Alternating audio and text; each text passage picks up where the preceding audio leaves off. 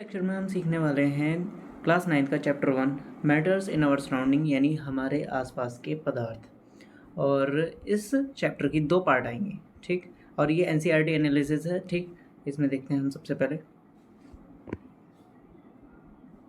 कि इसमें हम बात करेंगे, जैसे इसमें पहले लिखा हुआ है कि हम इसमें मैटर्स के बारे में बात करने वाले हैं। जो हमारे आसपास चीज़ें हैं, ठीक है, और उनकी बनावट कैसी है, उनका आकार कैसा है, ठीक है, और वो सभी आपस में अलग अलग होती हैं, ठीक है। अब एक मिनट, जैसे कि यहाँ पर पदार्थ के बारे में हमें डिस्कस करना है। पूरे चैप्टर में हम पदार्थ की करेक्टरिस्टिक्स, इन चीज़ों को समझेंगे, ठीक। जैसे पदार्थ क्या है, उसे जिस हवा में हम सांस लेते हैं, जो भोजन हम खाते हैं, पत्थर, बादल, तारे, पौधे, पशु, यहाँ तक कि पानी की बूंदें भी, ठीक है, एक एक बूंद, और रेत का एक एक कण, ये सब क्या है, पदार्थ। ये सभी पदार्थ हैं, ठीक है। अब मेन बात क्या है, पदार्थ के बारे में क्या बात करनी है हमें कि पदार्थ होता क्या है। तो ऐसी वस्तुएं, ठीक है, ऐसी वस्तुएं जिनका कुछ ना कुछ मास होता है,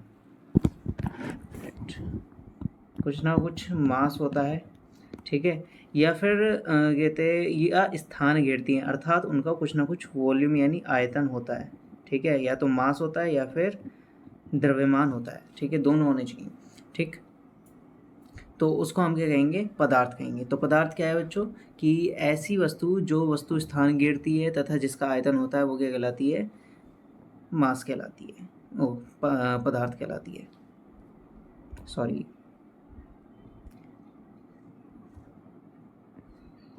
अब प्राचीन काल से ही, अब इसमें हम इसके जो मतलब पहले के जो पॉइंट्स हैं उसके बारे में डिस्कस करेंगे कि प्राचीन काल में मनुष्य अपने आसपास को समझने का प्रयास करता रहा है। जैसे भारत के प्राचीन दार्शनिकों ने क्या कहा है कि हमारा जो शरीर है वो 5 तत्वों से मिलकर बना है, जिनको उसने क्या कहा है, पंच तत्व कहा है, ठीक। जैसे कि सबसे पहला है वायु, पृथ्वी, अग्नि, जल और आकाश, ठीक है। यानी हमारा शरीर वायु, पृथ्वी, अग्नि, जल तथा प्रकाश, आकाश, इनसे मिलकर बना हुआ है, ठीक है। उनके अनुसार इन्हीं पंच तत्वों से सभी वस्तुएं बनी हैं, चाहे वो सजीव हो या निर्जीव, ठीक। उस समय यूनानी दार्शनिक ने भी पदार्थ को इसी प्रकार वर्गीकृत किया है, ठीक। लेकिन जो मॉडर्न टेक्निक है या मॉडर्न तरीके में है कि आधुनिक वैज्ञानिकों ने क्या बताया, मॉडर्न साइंटिस्ट क्या कहते हैं पदार्थों के बारे में, कि इसके 2 तरीके के प्रॉपर्टीज़ होती हैं, एक होते हैं फिजिकल, एक होती है केमिकल, ठीक है। फिजिकल प्रॉपर्टीज़ और केमिकल प्रॉपर्टीज़ के आधार पर इसको 2 भागों में वर्गीकृत किया है, जो हम इस चैप्टर में पढ़ने वाले हैं, ठीक है, कि पदार्थ की फिजिकल प्रॉपर्टीज़ क्या होती हैं और केमिकल प्रॉपर्टीज़ क्या होती हैं। इस अध्याय में हम भौतिक गुणों के आधार पर पदार्थ के बारे में ज्ञान अर्जित करेंगे, सॉरी हाँ, इस अध्याय में केवल हम फिजिकल प्रॉपर्टीज़ के बारे में हम पदार्थ की फिजिकल प्रॉपर्टीज़ के बारे में पढ़ेंगे, ठीक। और जो इसकी केमिकल प्रॉपर्टीज़ होंगी उन्हें हम आगे के भागों में पढ़ेंगे। सबसे पहले पदार्थ का भौतिक स्वरूप आ जाता है, ठीक। पदार्थ का भौतिक स्वरूप, अब मतलब फिजिकल स्ट्रक्चर कैसा है, किस तरीके का है, कि पदार्थ जो होता है बहुत ज़्यादा छोटे छोटे कणों से मिलकर बना होता है, ठीक है।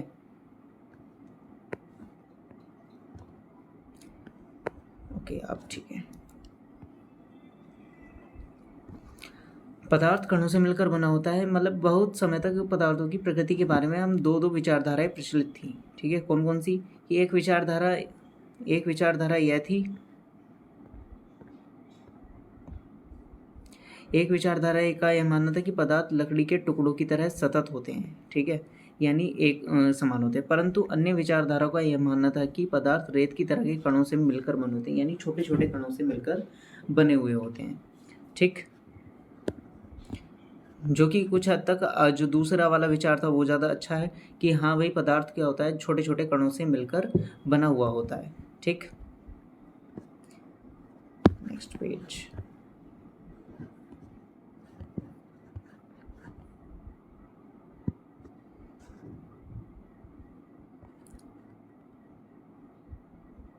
ओके,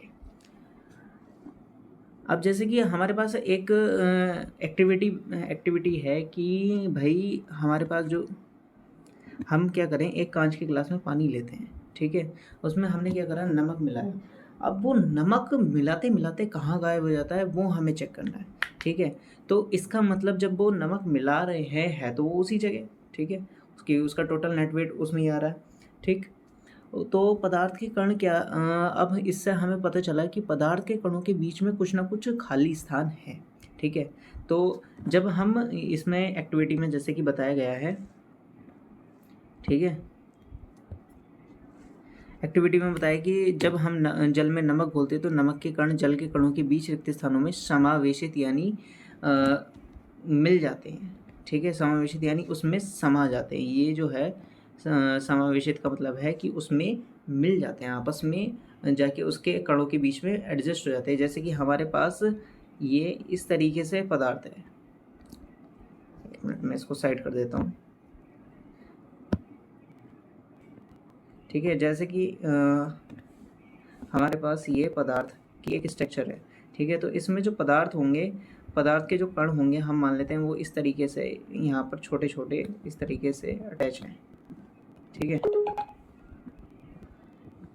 लेकिन जब हम इसमें नमक ऐड करेंगे, नमक को हम ग्रीन कलर इससे रिप्रेजेंट करते हैं, तो रिप्रेजेंट कर रहे हैं, तो इसमें जब हम पानी में नमक मिलाएंगे तो वो कुछ इस तरीके से बीच बीच में जो खाली स्पेस होता है वो उसमें जाके अटैच हो जाते हैं, जुड़ जाते हैं, ओके। तो इस तरीके से हमें ये समझाना था कि हाँ भाई किस तरीके से हमारा जो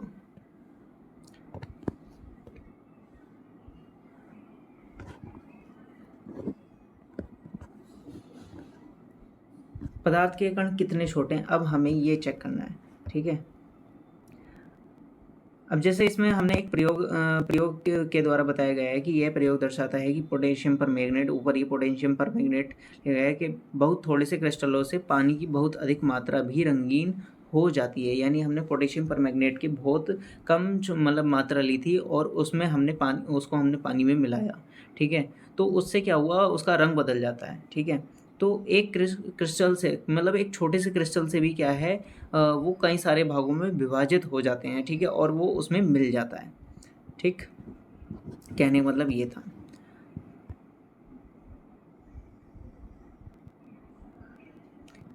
अब आज वैसे हम पदार्थों के कणों का आकार जो न मापते हैं वो नैनोमीटर या फिर पिकोमीटर में मापते हैं या फिर माइक्रोमीटर में मापते हैं, जिसकी वैल्यू होती है 10⁻⁻⁶, ठीक है, 10⁻⁻⁶ मीटर। नेक्स्ट आ जाता है इसके बाद पदार्थ के कणों के अभिलाक्षणिक गुण, ठीक है। अभिलाक्षणिक गुण में क्या हो जाता है कि कणों के जो कण हैं हमारे पास उनके क्या क्या गुण होते हैं। सबसे पहला गुण क्या है कि पदार्थ के कणों के बीच में रिक्त स्थान होता है। जैसे कि हम किसी भी पानी में क्या हुआ, हमने पानी में नमक मिलाते हैं या चीनी मिलाते हैं तो वो कहाँ गायब हो जाती है, पर चीनी के कण कहाँ चले जाते हैं, नमक के कण कहाँ चले जाते हैं, तो वो क्या होते हैं, जो पानी के जो कण हैं उनके कणों के बीच अपना स्थान बना लेते हैं, जिससे वो क्या है, गायब हो जाता है, ठीक है। यानी एक तरह से हम कह सकते हैं कि वो उसमें समा जाता है, ठीक। तो इसलिए जो ठोस में होता है वो कणों के बीच रिक्त स्थान बहुत कम होता है, द्रवों में बहुत ज़्यादा होता है, और जो गैस होते हैं, गैस के कण, उनमें और भी ज़्यादा होता है, ठीक। अब नेक्स्ट आ जाता है पदार्थ के कण निरंतर गतिशील होते हैं। इसका क्या मतलब है, ठीक है, पदार्थ के कण निरंतर गतिशील होते हैं, कैसे कह सकते हैं आप, तो इसका हम यहाँ से पता लगा सकते हैं। जैसे कि आपने देखा होगा कि अगर हम ठंडे पानी में कुछ मिलाते हैं, ठीक है, जैसे ठंडे पानी में हमने चीनी मिलाई या नमक मिलाया, जैसे नींबू पानी बना रहे हैं, है ना, नींबू पानी बना रहे हैं तो भाई उसमें जल्दी से चीनी नहीं मिलती है अगर ठंडा हो तो, ठीक है, और अगर गर्म होता है तो पता नहीं भाई एकदम से चीनी कहाँ गायब हो जाती है, ठीक है। तो इससे हमें ये पता चलता है कि पदार्थ के कण गतिशील तो हैं, ठीक है, लेकिन तापमान बढ़ाने पर उनकी गतिशीलता और बढ़ जाती है, ठीक है, उनकी गति और तेज हो जाती है, जिससे क्या होता है, ये एकदम से एक दूसरे के साथ क्रिया करने लगते हैं और एकदम से ही अपने बीच में स्थान बना लेते हैं, ठीक है। और दो विभिन्न पदार्थों के कणों का स्वतः मिलना, ठीक है, मेन पॉइंट आ जाता है यहाँ पर, दो विभिन्न पदार्थों के कणों का स्वतः मिलना क्या कहलाता है, विसरण कहलाता है, ठीक है, क्या कहलाता है, विसरण कहलाता है। ठीक। और जैसे जैसे हमारा टेम्परेचर इंक्रीज होता है ये विसरण की क्रिया क्या हो जाती है, और भी तेज़ी से होती रहती है। ठीक है, जैसे जैसे हमारा टेम्परेचर बढ़ रहा है वैसे वैसे हमारा क्या होता है, ये विसरण की क्रिया बहुत तेज़ी से होती जाती है।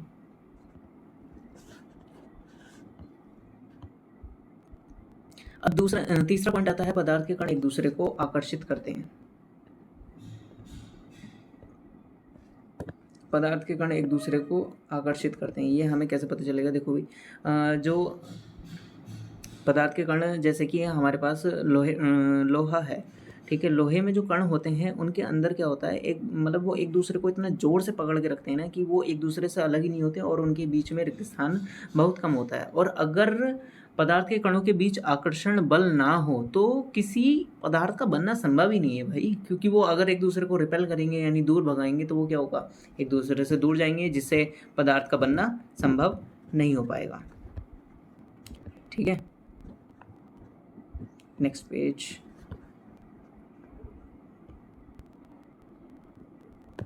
अब नेक्स्ट आ जाता है पदार्थ की अवस्थाएं।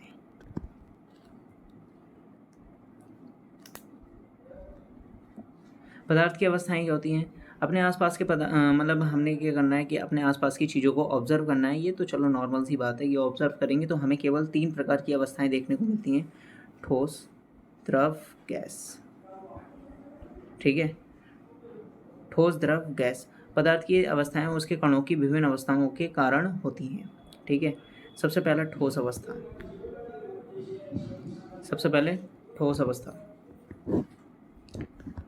ठोस अवस्था में क्या होता है, ऐसा मतलब एक तरह से ये मान लो कि हाँ, ठोस अवस्था में ना तो हम उसके आकार को बदल सकते हैं, यानी आकार निश्चित होता है, ठीक है, और उसका आयतन निश्चित होता है, यानी उसमें हर चीज़ फिक्स है। ठीक है, पदार्थ के कणों के बीच क्या होगी, जो हमारे पास होगा वो सारे पदार्थ बिल्कुल पास पास पास पास बहुत ही पास पास भरे हुए होंगे। ठीक है, जिससे क्या होगा, बहुत आप पास पास होंगे, जिससे क्या होगा कि सारे के सारे मतलब पदार्थ एक दूसरे से आपस में चिपके रहेंगे, तो उनके बीच एक दूसरे के ऊपर फिसलने का कोई वो नहीं रहेगा, मतलब कोई औचित्य नहीं है। तो इसलिए क्या होता है, उनका आकार जो होता है वो बिल्कुल ठोस होता है। ठीक है, आयतन निश्चित होता है। ठीक है, यानी इनके बीच में नगण्य संपीड़ितता पाई जाती है। ठीक,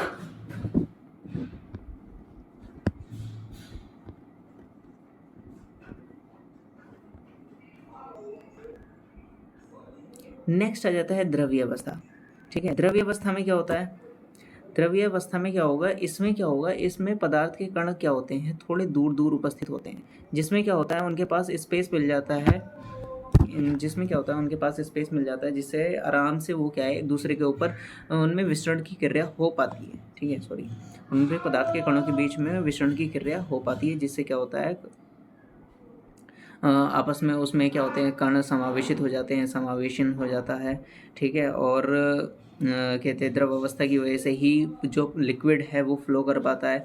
इसमें क्या होता है, द्रव अवस्था में उसका द्रव्यमान तो निश्चित होता है, लेकिन जो आयतन होता है वो अनिश्चित होता है।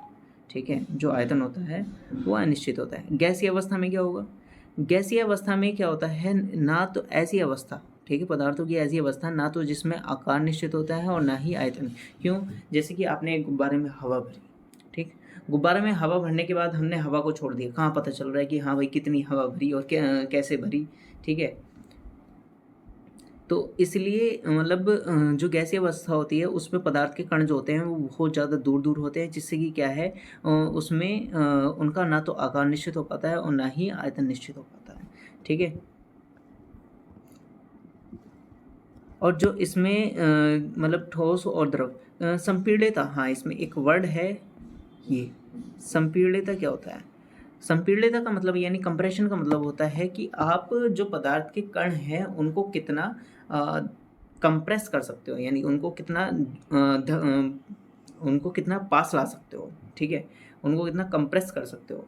तो जो ठोस होते हैं, ठोस के कणों के बीच में तो रिक्त स्थान कम होता है, तो उन्हें तो कंप्रेस करना पॉसिबल है ही नहीं। ठीक है, बहुत कम कंप्रेस हो पाते हैं।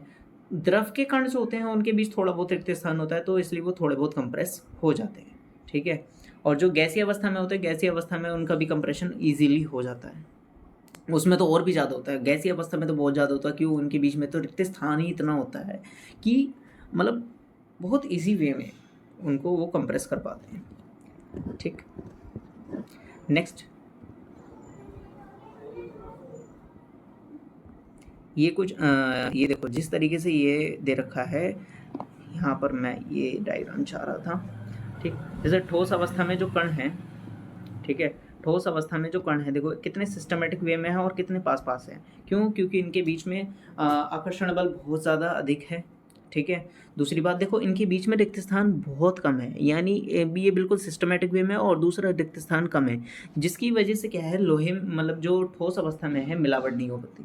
ठीक है, मतलब एक तरह से हम इजी वे में उसमें कुछ मिला नहीं पाते हैं। ठीक, और वहीं दूसरी जगह क्या होता है, दूसरी जगह यहाँ पर जैसे हमारे पास लिक्विड है, लिक्विड में क्या होता है देखो यहाँ पर इनके बीच ना तो सिस्टमेटिक वे नहीं है। ठीक है, पदार्थ के कण भले से ही पास पास है लेकिन इतने भी दूर नहीं है।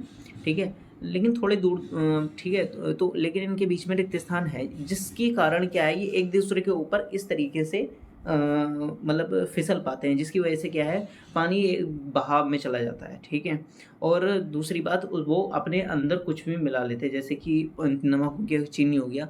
ठीक है, अब वो हम आगे बात करेंगे कि क्या चीज़ मिला पाते हैं, क्या चीज़ नहीं मिला पाते हैं। ठीक है, वो कणों के आकार की बात हम बाद में करेंगे। नेक्स्ट आ जाता है गैस। ठीक है, गैस में क्या होता है, कणों के जो कण हैं वो बहुत ज़्यादा दूर दूर हैं। ठीक है, देखो जैसे ये है, इनके बीच रिक्त स्थान इतना होता है कि भाई इजी वे में कुछ भी कहीं पे भी अटैच करा जा सकता है। ठीक है, तो अब ये थी हमारी, देखो जो ए बी सी हैं ये तीनों क्या कर रही हैं, पदार्थ की तीनों अवस्थाओं को शो कर रही हैं। ठीक है, अब जो पार्ट बी है, पार्ट बी में हम देख रहे हैं कि हाँ भाई नेक्स्ट बात जो है आगे, वो हम ये कब पता करेंगे कि भाई क्या पदार्थ अपनी अवस्था को बदल सकता है। ये नेक्स्ट पार्ट में पता चलेगा क्या पदार्थ अपनी अवस्था को बदल सकता है, इस बारे में हम नेक्स्ट पार्ट में चर्चा करेंगे। ठीक है, अगर वीडियो अच्छी लगी हो तो लाइक करना।